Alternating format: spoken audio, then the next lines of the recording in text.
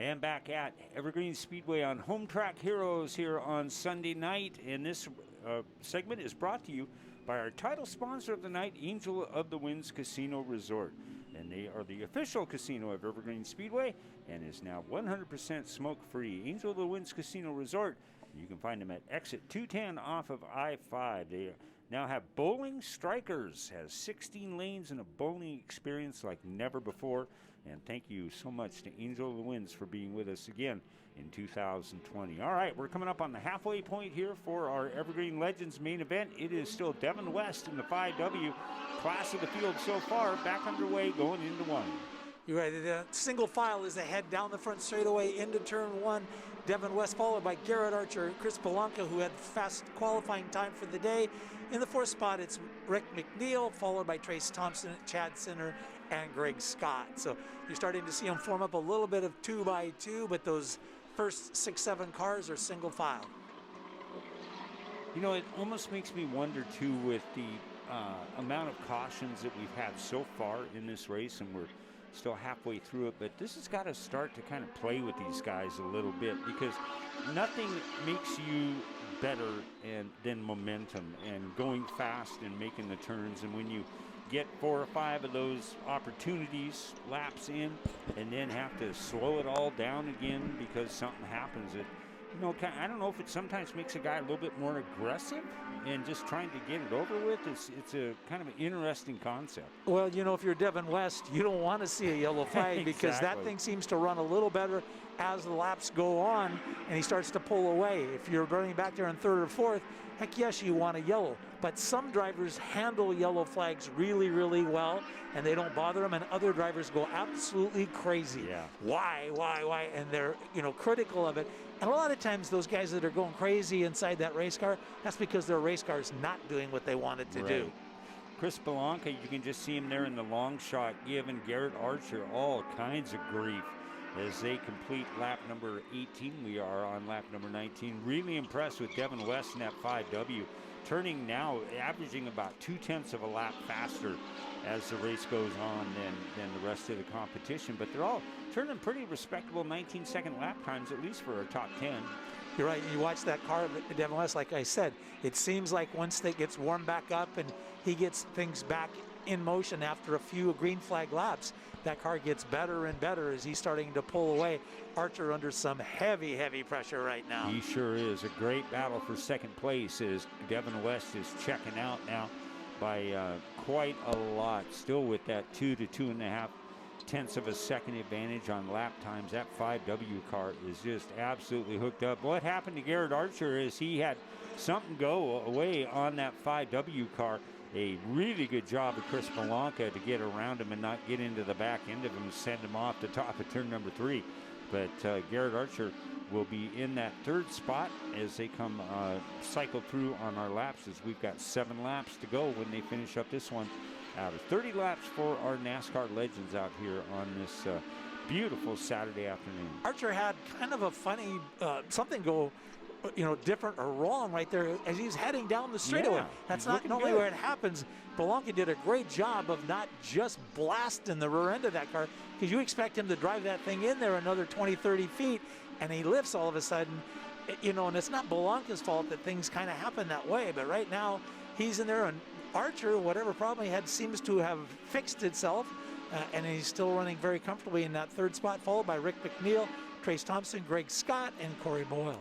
And I'm glad you mentioned Greg Scott, because I think Greg Scott has got to be pretty happy with how this race has been going, as we see the number 11 car get spun out of turn number 4, and that is one of the 2 number 11s. That's Rick McNeil in the 11M. It is Rick McNeil, so we will bring it back up above, but still kind of thinking about that situation with Garrett Archer. It's almost like a wire came loose or something just blipped on that thing, and that's how fast those positions can change. Well, it could be maybe even hit the kill switch or something like that to shut that thing down. And there's a theory. You normally go, because not that I've ever done that, but it gets your attention quickly when all of a sudden it just goes flat. It really does. All right, laps are winding down for our main event for the Evergreen Legends as the Speedway Chevrolet pace car pulls off.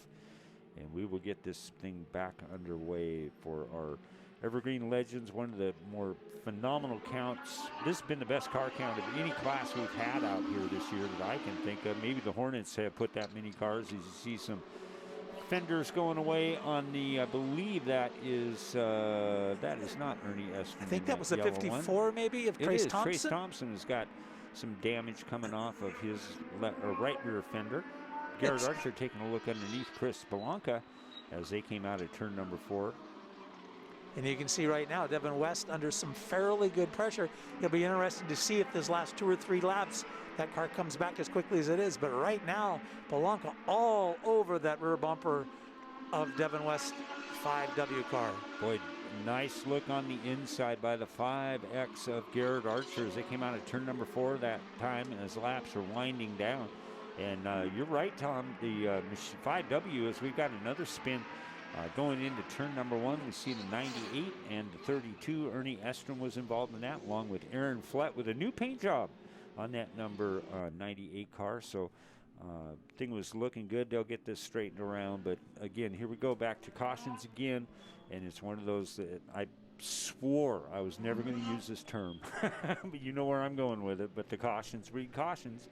And we're kind of seeing how that whole theory holds out tonight. All right, let's get back down to the track. We'll get that Speedway Chevrolet Evergreen Speedway pace car back off of the track, and we can get these cars going. It is Devin West, Chris Belanca, Garrett Archer, Trace Thompson having a good run in that 4th spot. Look at Greg Scott, just so impressed with that young man in that 08 car in the 5th spot. He's really got to be encouraged by his performance out here this afternoon.